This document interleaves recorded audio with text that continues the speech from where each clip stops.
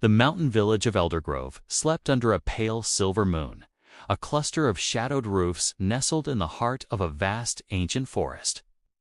It was a place where time seemed to slow, where the rhythm of life was dictated by the rising sun and the tolling of the old chapel bell.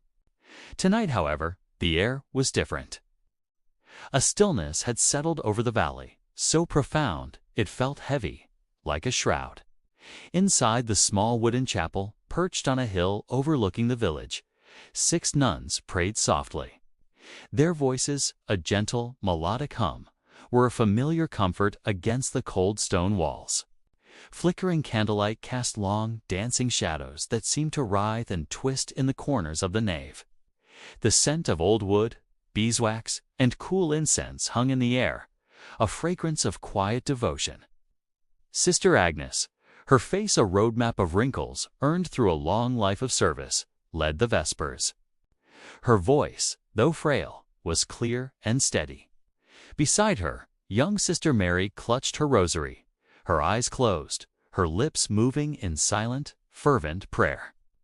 Sister Catherine, ever the pragmatist, knelt with a straight back, her gaze fixed on the simple wooden cross above the altar. The others, Sisters Beatrice and Therese, were lost in their own worlds of contemplation, their heads bowed in unison.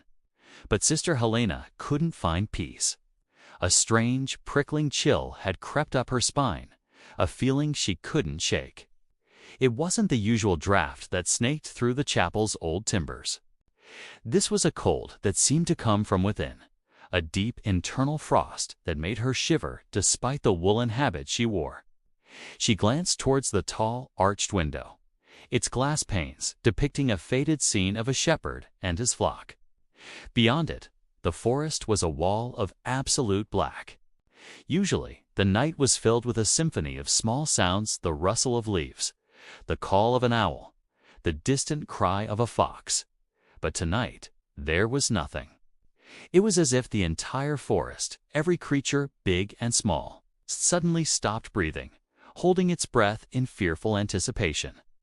The silence was an unnatural void, a vacuum that pressed in on the chapel from all sides. It felt watchful, malevolent.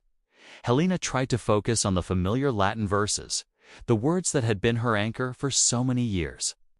Pater Noster, qui es in celis. Our Father, who art in heaven. But the words felt hollow, their power diminished by the oppressive quiet. Her heart began to beat a little faster, a frantic drum against her ribs. She risked another glance around the room. The other nuns seemed oblivious, their faces serene in the candlelight. Was she the only one who felt it? This palpable sense of dread, this feeling that they were no longer alone. She told herself it was just her imagination, a fancy born of fatigue and the eerie stillness of the night.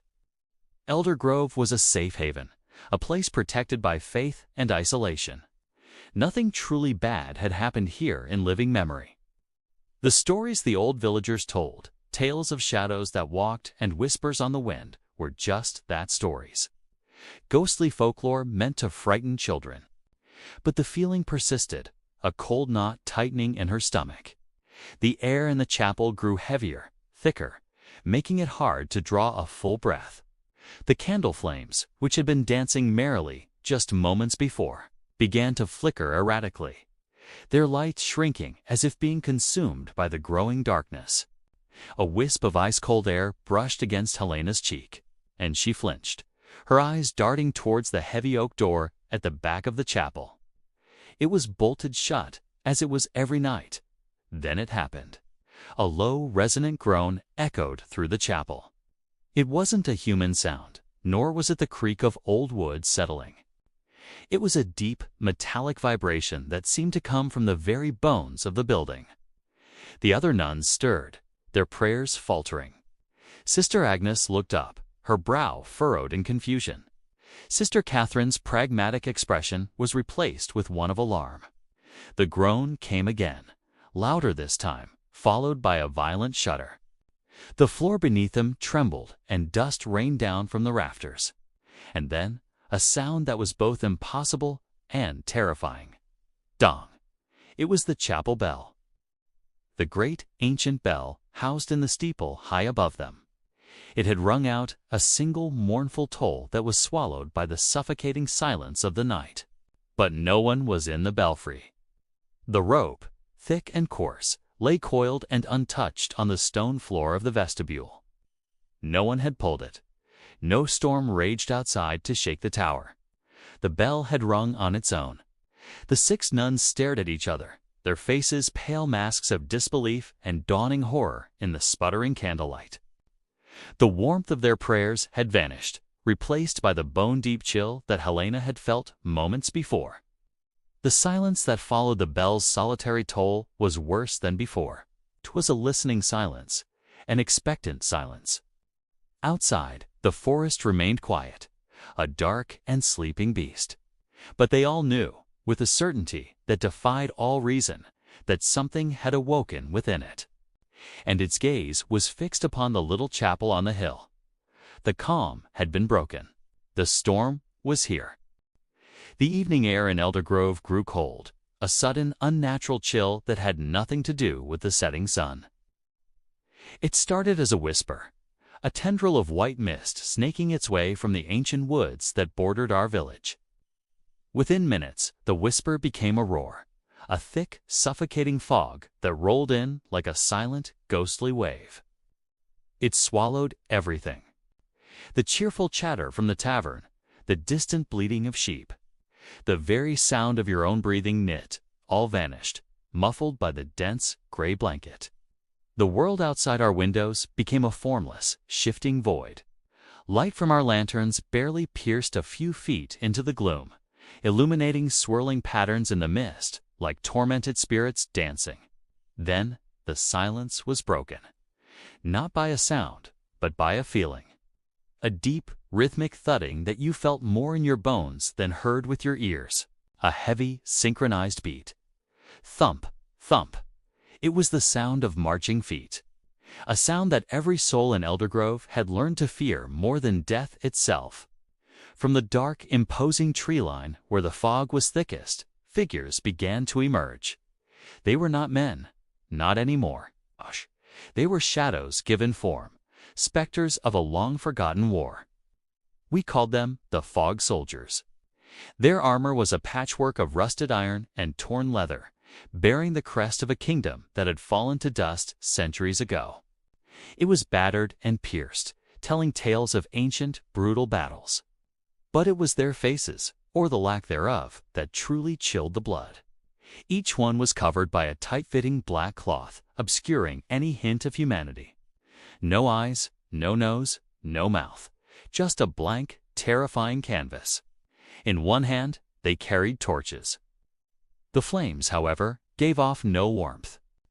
They burned with a sickly, greenish-white light that seemed to suck the heat from the air, casting long, dancing shadows that writhed like living things. In their other hand, they dragged heavy iron chains. The link scraped against the cobblestones, an agonizing, grating sound that tore through the muffled silence, a promise of captivity and despair. A wave of collective panic washed over Eldergrove. The sound of slamming shutters and the heavy thud of barred doors echoed through the now empty streets. Families huddled in their cellars, mothers clutching their children, trying to muffle their terrified whimpers. No one dared to peek through the cracks in the wooden boards. Everyone knew the rule, the one passed down through generations, the one whispered in hushed, fearful tones. When the Fog Soldiers come, you do not watch, you do not make a sound. You pray to whatever gods you hold dear that they pass your door. Because when the fog rolls in and you hear the tramp of their boots, no one is safe. They moved with an unnerving, single-minded purpose. Not like a patrol, but like a procession of the damned. They didn't speak. They didn't shout orders. The only sounds were the metronomic stomp of their boots and the relentless, soul-crushing drag of their chains. They moved through the main square, their spectral torches painting the statue of our founder in grotesque, flickering light. The air grew heavy with the smell of damp earth, rusted metal, and something else. Something akin to old sorrow, a scent of decay and forgotten graves. It was a smell that clung to the back of your throat and made your stomach turn. I was in my workshop, the scent of sawdust and wood polish, usually a comfort, now completely overpowered by the phantom stench from outside. My heart hammered against my ribs like a trapped bird. My hands, usually steady from years of carving, trembled so badly I could barely hold the chisel I'd been working with. I had bolted the main door, but my workshop had a small high window overlooking the back alley. A foolish, reckless curiosity, a trait my grandfather always warned would be my undoing, took hold. I had to see. I had to know. Pushing a heavy oak stool against the wall, I climbed, my boots making soft thuds on the wood. I peered through a small gap between the shutter and the window frame. The alley was a tunnel of roiling gray. For a moment, there was nothing, just the fog, thick as wool. Then, a torch flared into view, its ghastly green light illuminating the damp stone walls. A single soldier stood there. It was perfectly still, its blank-faced head slowly turning, as if listening for something I couldn't hear. It wasn't marching with the others. It was waiting. My breath caught in my throat. Why was it here? The main procession was on the high street. This alley was a dead end. Then a sound cut through the air, so faint I thought I'd imagined it. A soft cry. It came from the baker's house, the one that shared the alley wall. Little Alara, the baker's daughter, she must have been terrified. Her parents were probably trying to keep her quiet, but the fear of a child is a hard thing to contain. The soldier's head snapped towards the sound. It didn't move its body, just its head, a sharp, bird-like motion that was utterly inhuman. It stood motionless for a 10 count, a predator sensing its prey. Then, slowly, it began to move. It didn't walk. It glided. Its feet seemed to barely touch the ground as it drifted towards the baker's back door, the heavy chains it carried now unnervingly silent. It raised a gauntleted hand, the rusted metal fingers curling into a fist. It didn't knock. It simply placed its palm flat against the solid oak door. For a moment, nothing happened. Then, a wisp of black smoke, like ink in water, began to seep from the edges of its hand, crawling into the wood grain of the door. The sturdy oak, which I knew the baker had reinforced with iron, began to darken. It turned from brown to a deep, sickly black. The wood warped and groaned, splintering as if under immense pressure. With a sickening crack, the lock shattered from the inside, and the door swung inward into the darkness of the house. The soldier paused at the threshold, a black silhouette against the eerie green light of its own torch, and then it stepped inside. A moment later, a child's scream, sharp and full of terror, echoed from within, only to be abruptly cut off. Silence returned to the alley, a silence now heavier, more complete, and infinitely more terrifying than before. The fog soldier did not reemerge. It was as if the house had simply swallowed it whole. I scrambled down from the stool, my legs shaking uncontrollably. My back hit the wall, and I slid to the floor, my mind reeling. I had seen it. I had broken the rule. I had watched. And what I saw would be seared into my memory forever. This wasn't a raid for supplies or gold. This was a harvest. The fog soldiers weren't just ghosts of the past. They were reapers, and tonight they had come to collect a tithe of souls from Eldergrove. The thumping of the main column faded into the distance, but I knew this was far from over. The fog hadn't lifted, and in the silence I could almost hear a new sound, the faintest whisper carried on the mist. It sounded like a child crying in the distance. The fog had taken Alara, and I had a dreadful feeling it would be back for more. The night was still young, and the true horror had only just begun. I sat there, in the dark of my workshop, listening to the suffocating silence, and for the first time in my life, I understood what it truly meant to be haunted. The soldiers might leave with the morning light, but the fog would remain in our hearts forever. Thank you for watching this story unfold. If you're captivated by the mysteries of Eldergrove, make sure to hit that subscribe button and turn on notifications. You won't want to miss what crawls out of the fog next. We have many more tales to tell. The flickering candlelight casts long, dancing shadows across the stone walls of the ancient chapel. Sister Agnes clutched the heavy rosary at her side, her knuckles white. Each bead was a silent prayer, a desperate plea whispered into the hallowed silence. Outside, the wind howled like a mournful spirit, carrying with it the distant, ominous sounds of chaos. For weeks, the war had been inching closer, a creeping dread that had finally reached their sacred doorstep. The other nuns were scattered throughout the nave, their faces pale masks of fear in the dim light. Some were on their knees, heads bowed in fervent prayer. Others, like young Sister Alara, stood rigidly, staring at the massive oak doors as if they could hold back the tide of violence through sheer will alone. The air was thick with the scent of old incense and melting wax, a familiar comfort now laced with the metallic temps of fear. The abbess, a woman whose face was a roadmap of wrinkles and wisdom, moved slowly among them. Her voice, though frail with age, was a steady anchor in the swirling storm of their anxiety. She spoke of faith, of courage, of the divine protection that had guarded their order for centuries.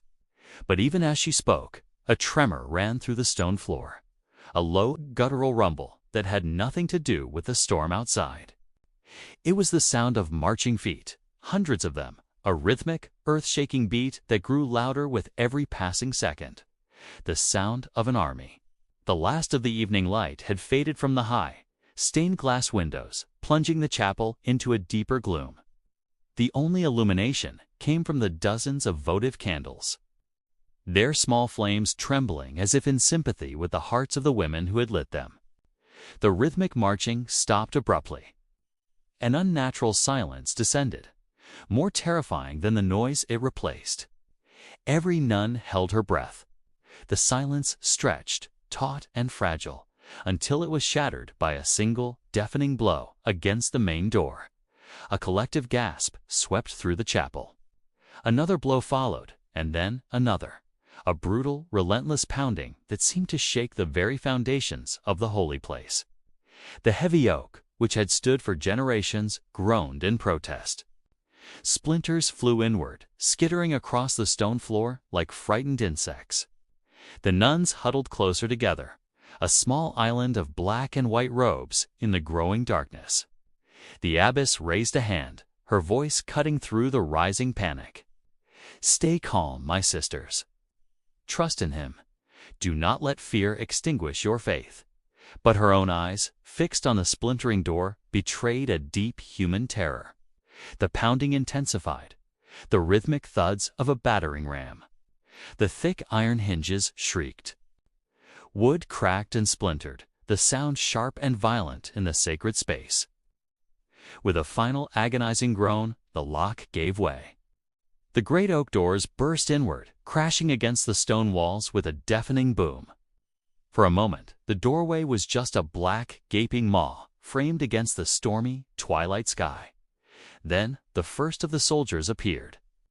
They were silhouettes at first, dark shapes pouring into the chapel like a flood of black water.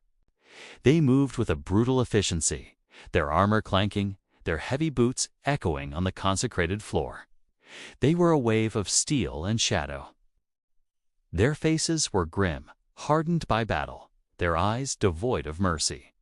One soldier, his face scarred and his expression a mask of contempt, strode forward and swept a row of prayer candles off a side table with the back of his gauntlet hand. The delicate flames were extinguished in a shower of hot wax and shattering glass. Another soldier kicked over a wooden lectern, sending a heavy, leather-bound Bible tumbling to the ground.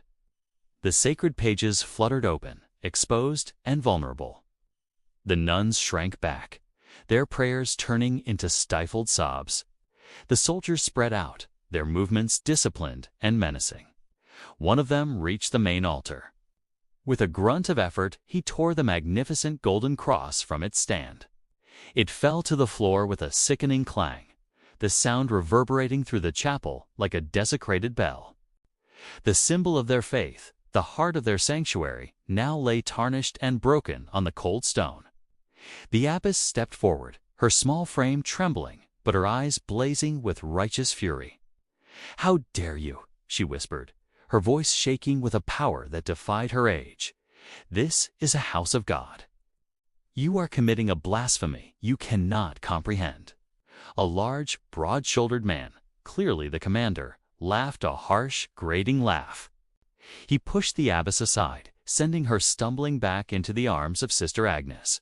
He drew his sword, its polished steel glinting wickedly in the remaining candlelight. He raised the tip of the blade to the chin of Sister Ilara, who stood frozen in terror. "Your God can't help you now," he sneered, his voice a low growl. He turned to face the terrified congregation of nuns, his shadow projected huge and monstrous against the far wall. He opened his mouth, his voice booming through the desecrated space. Silence. But his command was swallowed by another sound. At that exact moment, from high above in the bell tower, a single, resonant chime rang out. It was not the frantic, clattering alarm they had expected. It was one deep, clear, echoing strike of the great chapel bell. The sound was pure and powerful, vibrating through the air, through the stone, through the very bones of everyone present. The soldiers froze, their heads snapping up towards the ceiling. The nuns looked at each other in confusion. No one was in the bell tower. The rope, thick and heavy, lay coiled and untouched on the floor of the narthex, visible from where they stood. The bell had rung by itself. The commander's face, which had been a mask of cruel confidence, now registered a flicker of confusion, then unease. "Who did that?" he barked, his eyes darting around the chapel. His men exchanged nervous glances. The chapel, which moments before had been filled with the sounds of their violent intrusion, was now held in a profound ringing silence left in the wake of the bell's single toll. The commander took a step toward the nave, his sword still drawn. "I said, who is in the tower?" His voice was tight, edged with a growing anxiety that he couldn't quite conceal. The silence answered him.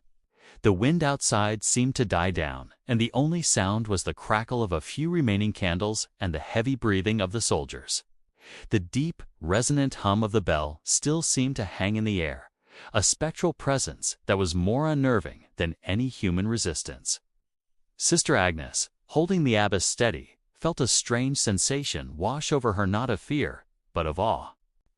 The divine, it seemed, had just answered. The soldier who had kicked the Bible took an involuntary step back, his eyes wide. Another lowered his weapon slightly, looking to his commander for an explanation that wasn't coming. The commander, trying to regain control, let out a frustrated roar. "It's a trick. Find who's responsible." But his men hesitated. The atmosphere in the chapel had changed. The darkness no longer felt empty. It felt watchful. The shadows seemed to deepen and coalesce in the corners of the room.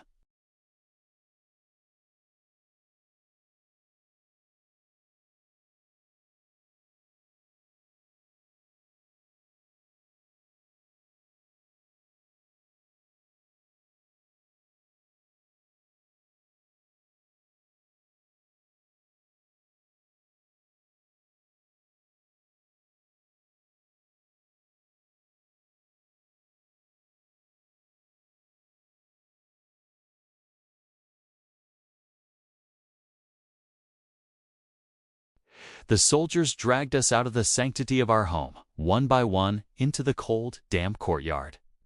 The fog was a thick, gray blanket, so dense it swallowed the starlight and smothered the moon. It felt as if the heavens themselves were holding their breath, veiled in sorrow. The village, usually alive with the gentle hum of evening life, was now utterly silent, a silence that was heavier and more profound than any I had ever known. It was the silence of a graveyard, a silence that screamed of an ending. They bound our wrists, tying us together in a single shuffling line. We were a chain of black and white against the gray mist, our habits damp and clinging to our chilled skin. I could feel the rough rope chafing my wrists, a stark reminder of our captivity. Beside me, Sister Agnes was trembling, her prayers a whispered, almost inaudible breath. I tried to offer her a reassuring glance, but in the gloom I could barely make out her face. All I could see were shapes, shadows of the women who were my sisters, my family.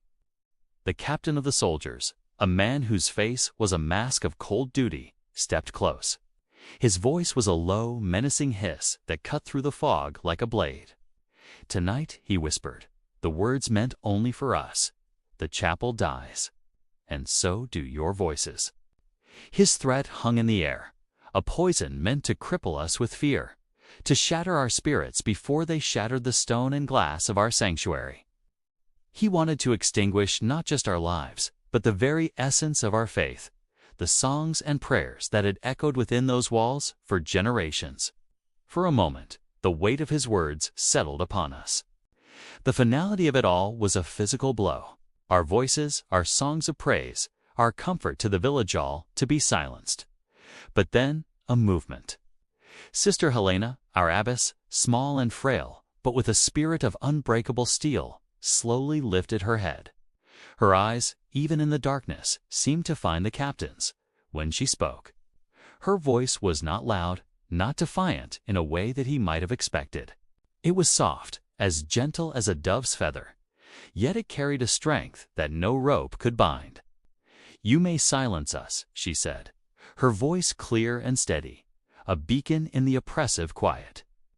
"But you cannot silence heaven." Her words rippled through our line. The trembling beside me ceased. I felt a surge of something warm and powerful course through me, a courage that was not my own. It was a shared strength, flowing from one sister to the next. In that moment, we were not a line of captives. We were a testament. We were more than flesh and bone, more than voices that could be stilled.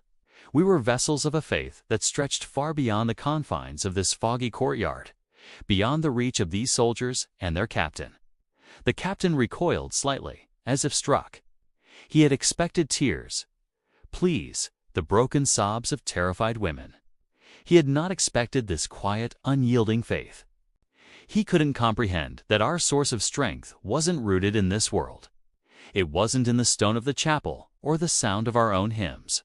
It was in the unwavering belief that a power far greater than his own was watching, listening. A younger soldier nearby shifted uncomfortably, his gaze darting from the captain to Sister Helena and then to the sky, as if he, too, were searching for something in the impenetrable fog.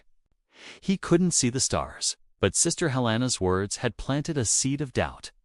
Perhaps they were still there, just beyond the veil.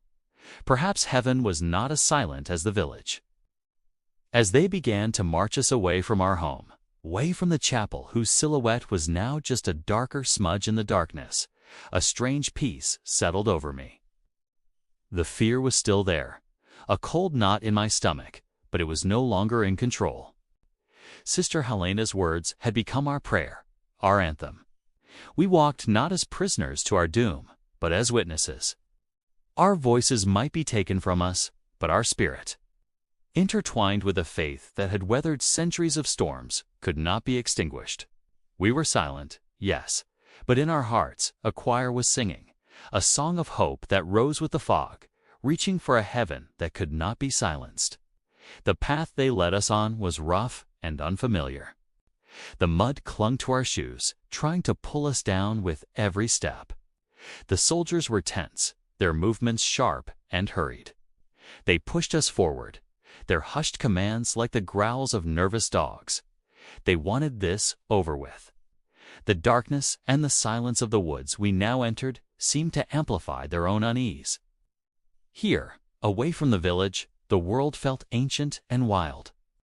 The tall skeletal trees loomed over us, their branches like twisted fingers pointing at the shrouded sky. I focused on the rhythm of my own breathing, on the feeling of Sister Maria's back in front of me as we stumbled along the path. We were still a chain, a living rosary of souls bound together in this dark night. I began to pray silently, not for rescue, but for strength. For the strength to face whatever was to come with the same grace Sister Helena had shown. For the strength to be a beacon, even if my light was small and hidden. A sudden sound made us all flinch. An owl hooted from a nearby tree, a lonely, mournful call that echoed through the woods. One of the soldiers cursed under his breath and tightened his grip on his rifle. They were afraid of this place, afraid of the unseen things that watched from the shadows. It was a strange reversal. In our chapel, we were the vulnerable ones. Out here, in their world of darkness and force, they were the ones who were spooked by a simple bird. They had their weapons, but we had a peace that they could not comprehend. The captain stopped us at a small clearing. The fog was thinner here, allowing a sliver of pale, ghostly light from the hidden moon to filter through the canopy. In the center of the clearing stood a massive, ancient oak tree, its branches spreading wide like welcoming arms. It felt like a sacred place, older than any church built by human hands. "Here," the captain said, his voice regaining some of its earlier authority. He gestured toward the tree. It was clear what he intended. This was to be our final stop. This was where our voices and our lives were meant to end. But as we looked at the old oak, none of us cried out. Sister Helena turned her head, her gaze sweeping over each of us. She smiled. It was a small, serene smile, but it was brighter than any light in that clearing. It was a smile that said, "Do not be afraid. We are not alone." It was a smile that affirmed her earlier words. They could silence our earthly voices, but they were powerless against the eternal song of the soul. We stood before them, a line of silent women tied with rope, and yet we had never felt more free. In the face of death, we had found the ultimate expression of our faith. The night was dark, but our spirits were preparing for a dawn they could never take away. Thank you for watching this story unfold. If our journey has moved you, please consider subscribing to the channel and leaving a comment below.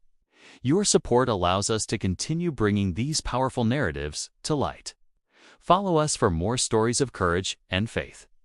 Have you ever wondered what happens when the lights go out, not just in a room, but on an entire way of life? What happens when faith is pushed to its absolute breaking point? Today, we're delving into a story that's both heartbreaking and incredibly inspiring. A moment in history where a simple song became a defiant act of courage. This isn't just a tale from the past. It's a profound look at the power of the human spirit in the face of overwhelming darkness. It's a story about a group of women who, stripped of everything, found their ultimate strength not in weapons or in power, but in their united voice. So, settle in, because this is a story you won't forget. It all begins in a secluded convent, a place that for centuries had been a sanctuary of peace, prayer, and quiet contemplation. Imagine stone walls that have absorbed generations of hymns, gardens tended with loving care, and a rhythm of life dictated by bells and devotion. For the nuns living there, this wasn't just a building, it was their entire world. Their days were a tapestry woven with threads of service, study, and a deep, unshakable faith. They cared for the sick, educated local children, and offered a haven for anyone in need. Their lives were simple, yet rich in purpose. They believed their vows connected them to something eternal, something far greater than the transient turmoil of the outside world. But the world outside was changing, and its shadows were growing longer. A new ideology was sweeping across the land, one that had no room for faith, no tolerance for institutions that didn't bend to its will. This new power saw the convent not as a place of charity and peace, but as a symbol of an old world that needed to be erased. Whispers turned into rumors, and rumors turned into threats. The nuns started noticing subtle, then overt, signs of hostility. Villagers who once greeted them with smiles now averted their eyes. Supplies that once arrived regularly became scarce. The atmosphere of tranquility that had defined their home for so long began to crack under the pressure of an unseen, yet ever-present, menace. The nuns knew what was coming. They weren't naive. They had heard stories from other towns, of churches shuttered, of clergy arrested, of faith being declared an enemy of the state. They had a choice to make. They could abandon their home, scatter, and try to blend into a world that was becoming increasingly hostile to them. They could renounce their vows, trading their spiritual identity for a chance at physical safety. Or they could stay. They could stand their ground, not with force, but with the only thing they had ever truly possessed, their faith. They chose to stay. Not out of defiance in a political sense, but out of a profound commitment to the life they had chosen and the God they served. They held a meeting not of war, but of prayer. They decided that if their time was to end, it would end here, in their home, together. The night it happened was thick with an unnatural fog, a cold, damp blanket that seemed to muffle the entire world. The soldiers arrived not with a thunderous charge, but with a chilling, methodical quiet. They surrounded the convent, their dark uniforms blending into the shadows. They weren't a ragtag militia. They were a disciplined, emotionless force, the physical embodiment of the new regime's will. Their orders were simple and brutal. Clear the convent, seize its assets, and extinguish this pocket of resistance. Inside, the nuns listened as the heavy oak doors splintered under the force of a battering ram. The sounds echoed through the stone halls like a death knell for their way of life. They didn't scream. They didn't run. They gathered together in the main chapel, the heart of their home, and they waited. They had prepared for this moment not with weapons, but with prayer, fortifying their souls for the final test. The soldiers stormed in, their heavy boots clattering on the sacred stone floors. They moved with a cold efficiency, their faces grim, illuminated by the flickering light of the torches they carried. They were met not with resistance, but with stillness. The nuns stood there, a sea of black and white habits, their faces pale but resolute. There was no pleading, no crying. Just an unnerving, powerful silence that seemed to challenge the soldiers' aggression more than any physical force could. The commanding officer, a man with a face like carved granite, barked his orders. "This place is now property of the state. You are to disperse. Renounce your vows, and you will be allowed to leave. Refuse, and you will be dealt with." His voice was loud, arrogant, expecting to be met with fear and submission. But the silence that answered him was deeper, more profound than he could have anticipated. It was the silence of centuries of devotion.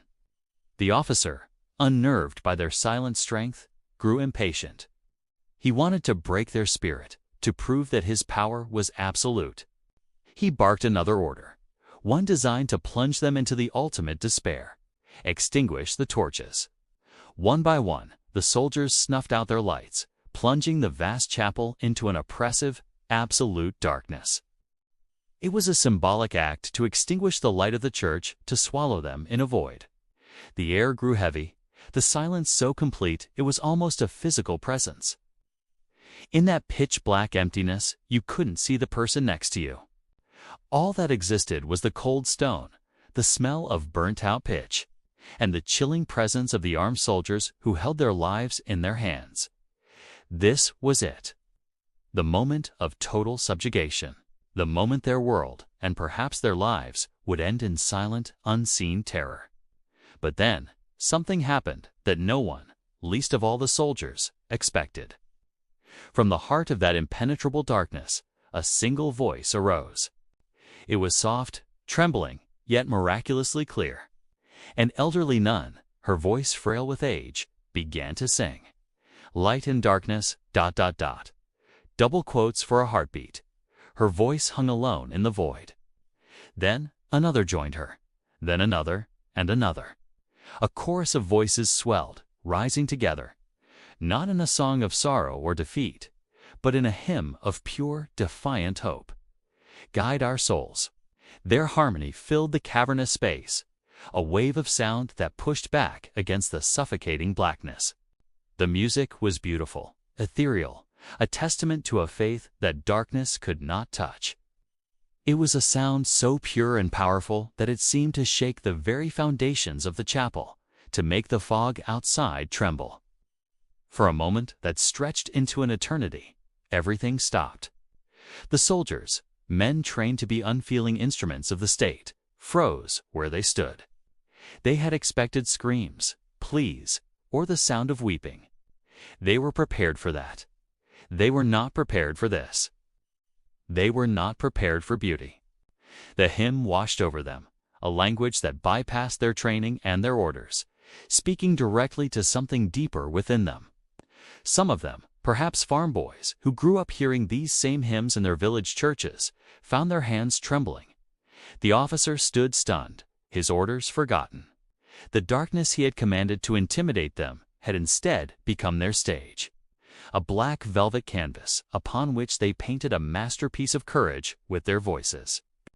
They weren't singing to the soldiers. They were singing to their God, and in doing so, they revealed a power that the soldiers' weapons could never conquer. In that moment, in the heart of the darkness, the nuns had found their ultimate light. Their last prayer was not a whisper, it was a symphony. This story serves as a powerful reminder that true strength isn't always about physical might or political power. Sometimes it's found in the quiet, unyielding courage of the human spirit. It's the ability to sing in the dark, to hold on to hope when all seems lost. These women, faced with the erasure of their world, chose not to fight with fists, but to stand with faith, and their legacy is a testament to that incredible power. Thank you so much for joining me on this journey today. If this story moved you, please hit that like button and subscribe for more stories that explore the depths of history and the human heart. Until next time, stay curious. As the hymn reached its final heart-wrenching note, a sudden, violent wind tore through the courtyard, howling like a banshee. The ancient stones of the old bell tower began to tremble as if shaken by an unseen giant. Dust, disturbed after centuries of stillness, rained down from the rafters, creating a ghostly haze in the dim light. The soldiers, their faces already pale from the eerie hymn, looked up in alarm. The air grew thick, heavy with an almost electric tension. You could feel it in your bones, a deep, resonant hum that seemed to emanate from the very earth beneath their feet. And then it happened. Gong. A single, deafening strike. It wasn't the gentle chime of a call to prayer. This was a sound of fury, a thunderous metallic roar that ripped through the silence. It was a sound of judgment, a cry of anguish that echoed not just through the courtyard, but through the souls of every man present. It was the last, defiant cry of the chapel bell. Panic, raw and primal, erupted among the soldiers. Their discipline, forged in the crucible of war, shattered in an instant. This was no earthly enemy they faced. Whispers turned to shouts, fear twisting their features into masks of terror. It's cursed. One screamed, pointing a trembling finger at the swaying bell tower. The bell is alive. Another cried, his voice cracking with hysteria. The legend, the one they had dismissed as local superstition, was real. They had desecrated this holy place, and now its guardian spirit was awake and furious. The commander, his face a mask of disbelief, tried to restore order, but his voice was lost in the chaos. The soldiers were no longer a disciplined unit. They were a panicked mob, driven by a superstitious dread far more potent than any fear of their commanding officer. Their terror quickly curdled into a desperate, destructive rage. If they couldn't fight the curse, they would destroy its source. With wild yells, they turned on the chapel. It was a frenzy of destruction. They smashed the beautiful stained glass windows, sending cascades of colored jewels tinkling onto the stone floor. They used their rifle butts to splinter the ancient wooden pews, the same pews where generations had knelt in prayer. They tore the sacred tapestries from the walls, trampling them under their muddy boots. They desecrated the altar, casting its holy relics to the ground. It was a sacrilege born of pure, unadulterated fear. They vented their terror on the silent stones, trying to erase the sound of that terrible bell from their minds. But the echo lingered, a phantom tolling that seemed to mock their efforts. The gong was burned into their memory, a brand of their transgression. As quickly as it began, the frenzy subsided. They looked around at the ruin they had created, their chests heaving, their eyes wide and wild. The chapel, a beacon of peace for centuries, was now a hollowed-out shell, a tomb of its former self. But their fear was not abated. The air was still thick with an oppressive silence, a silence that felt heavier and more menacing than the bell's cry. A thick, unnatural fog began to roll in from the surrounding hills, swallowing the landscape. It wasn't a normal mist. It was a cold, clammy shroud that clung to them, chilling them to the bone. It swirled around the ruined chapel, obscuring the destruction, as if the land itself were trying to hide the shame of what had happened. The commander knew he had lost control. There was no reasoning with men who believed they were being hunted by a vengeful spirit. He gave the only order they would obey: retreat, fall back. They didn't need to be told twice.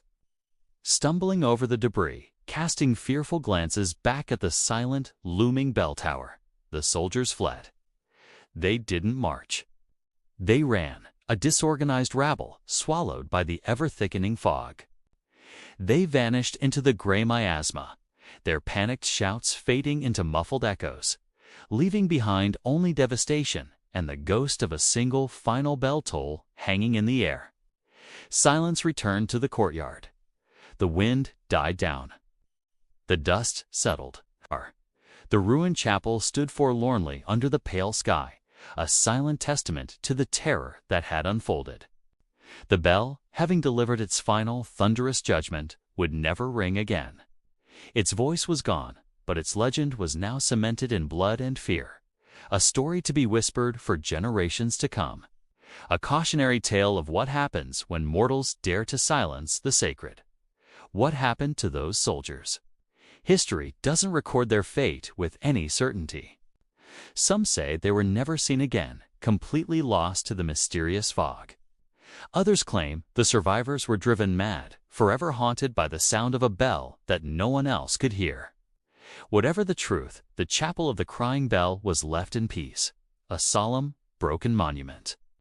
Its story serves as a chilling reminder that there are forces in this world that defy explanation, and some places are best left undisturbed. Thank you so much for joining me on this journey into the past.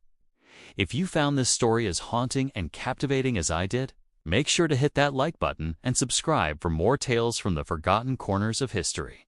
Let me know in the comments what you think happened to the soldiers. Until next time, stay curious. The sun peeked over the jagged horizon, its first light spilling across a world remade in silence and shadow. This was the dawn Aaron had been waiting for, the moment when the deepest darkness of the night finally gave way to a stark, gray reality. He moved like a ghost through the skeletal remains of what was once his home, his village. Each step was a careful, deliberate act, a negotiation with the debris-strewn ground. His breath plumed in the cold morning air, the only sign of life in a landscape of death. The ruins of the village square were a tangled mess of broken wood and charred beams. The cheerful market stalls where he used to sneak sweet rolls as a boy were now just piles of ash. The cobblestones, once worn smooth by generations of footsteps, were now buried under a layer of soot and shattered glass that crunched under his worn boots. There was a silence here that was profound, heavier than any absence of sound he had ever known. It wasn't just quiet. It was the sound of everything ending all at once. It was a silence that pressed in on him, filling his ears, his lungs, his very soul. He navigated the treacherous path toward the center of the devastation, his heart a cold, heavy stone in his chest.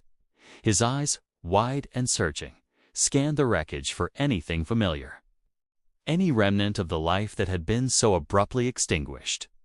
He remembered the laughter that used to fill this square, the music from the Fiddler on festival days, the scent of baking bread wafting from the baker's shop. Now, the only smell was the acrid temps of cold ash and damp earth. He was walking through a graveyard of memories, each one a fresh wound. There, At the heart of the destruction lay the chapel, or what was left of it. The proud stone walls had crumbled. The steeple that once reached for the heavens was now a jagged stump against the pale sky. The great oak doors, which had welcomed saints and sinners alike, were splintered and blown from their hinges. It was a sight of such complete desolation that it stole the breath from his lungs. He felt a tremor run through him, a mixture of fear and a sorrow so deep it felt like it might swallow him whole.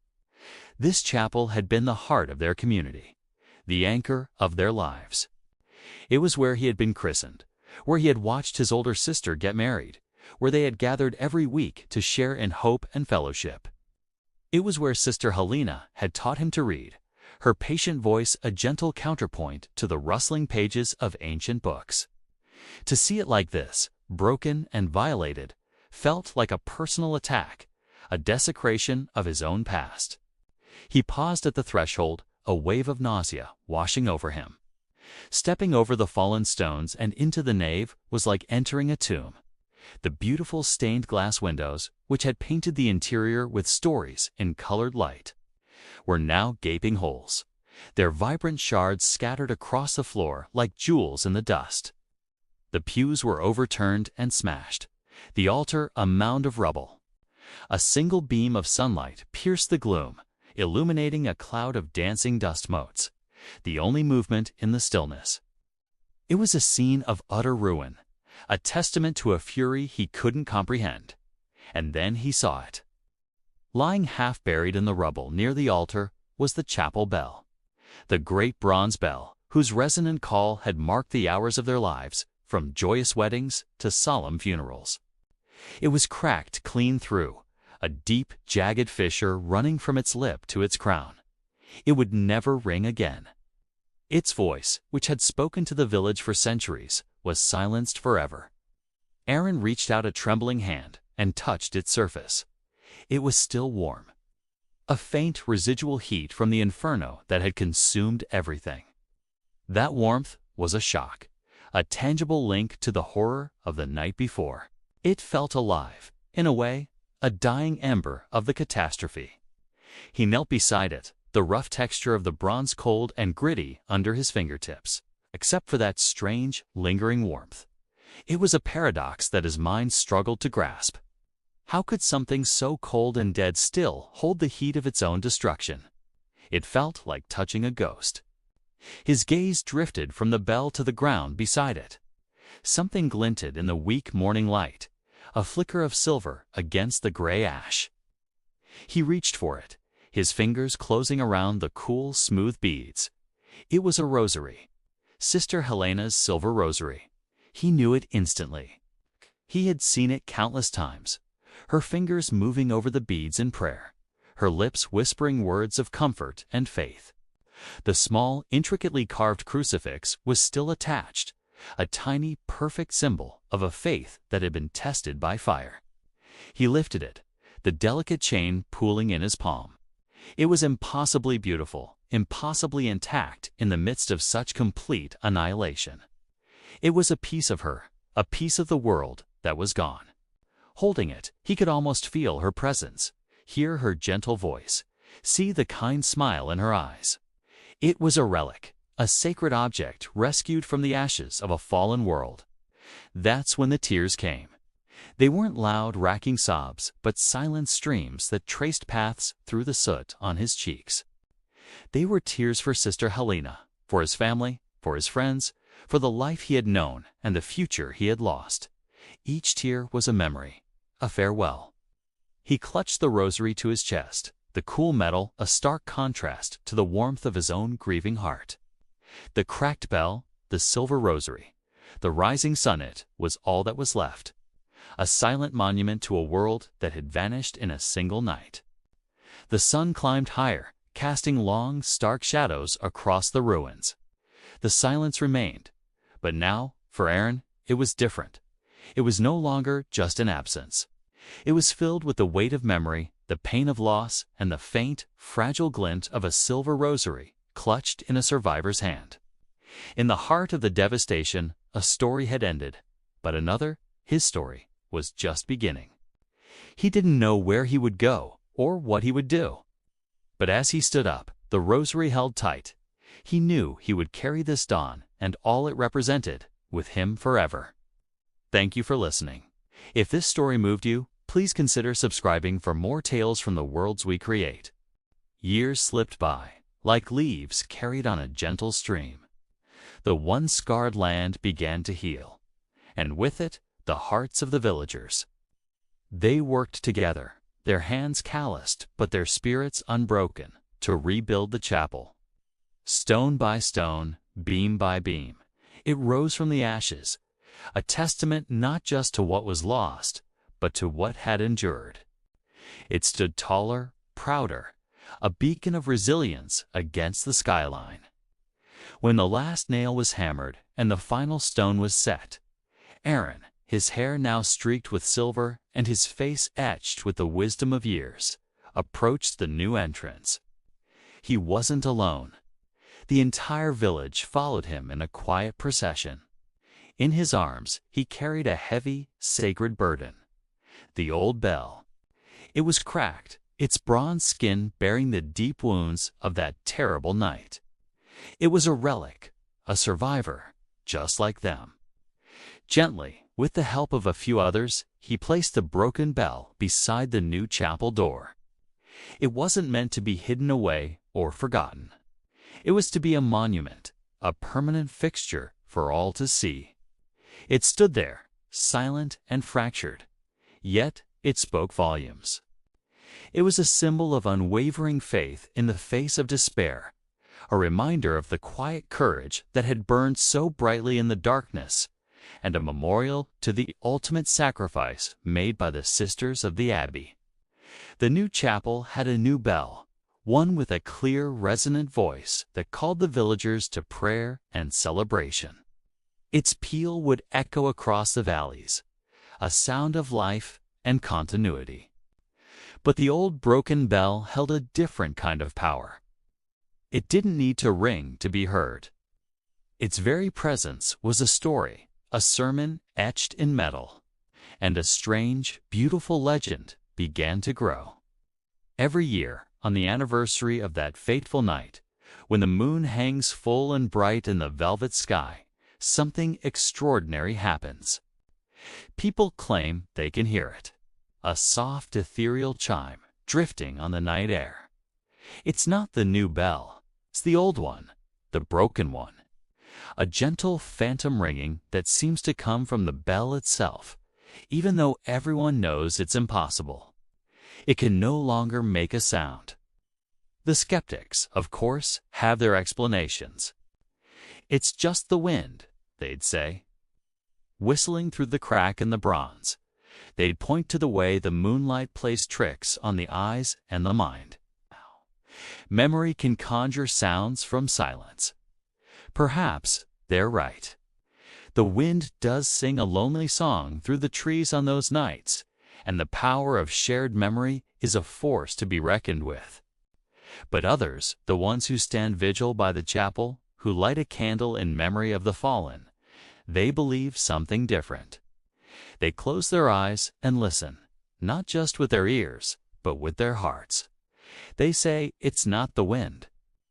They believe it's the voices of the nuns carried across time. They believe it's the echo of their final hymn, the one they sang as the world burned around them. A melody of defiance, a promise that goodness can never truly be extinguished. The sisters, they say, refuse to be silenced. Not by fire, not by violence, and not by time. Their song, their spirit, lives on in that gentle, ghostly chime. A lullaby of hope for the village they saved. And so, the cracked bell stands guard. A silent storyteller and a singer of phantom songs, reminding everyone who passes that even in the deepest silence, faith can still find a voice. It reminds them that some things, once broken, become stronger and more beautiful than they ever were before. Thank you so much for joining me on this journey. If this story touched your heart, Please consider liking the video and subscribing to the channel for more tales of history, hope, and the human spirit. Until next time, take care.